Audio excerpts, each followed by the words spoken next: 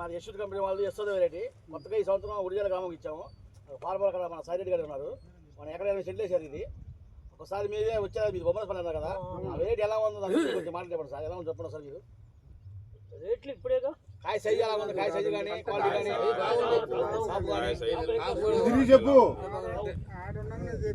తెగుళ్ళ కాలంలో ఇది ఎట్లా వచ్చిందంటే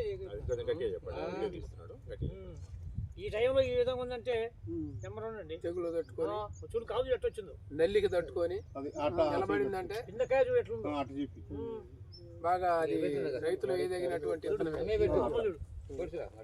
బాగా ఏ చేరు పట్టినా కానీ కొన్ని కంపెనీ విత్తనాలు కూడా నల్లగా పోవటం, కాపు ఏదో 4 కాయలు ఫస్ట్ లో పట్టే తప్పితే పూత కానీ పిండి కానీ ఏం లేదు, మాడిపోతున్నాయి పొలం అనేది.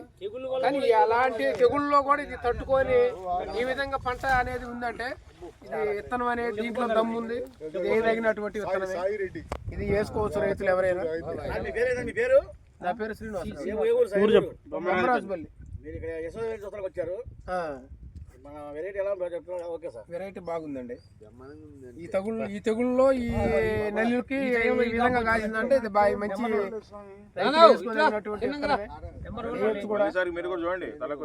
మీ కేడగాంలో ఓం సాయి సీడ్ లో దొరుకుతాయి విత్తనాలు. ఓం సాయి సీడ్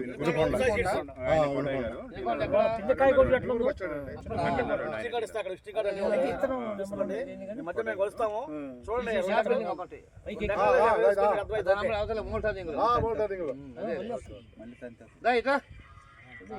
కిందకాయకి వచ్చి మళ్ళీ వచ్చింది, మళ్ళీ ఒక పైన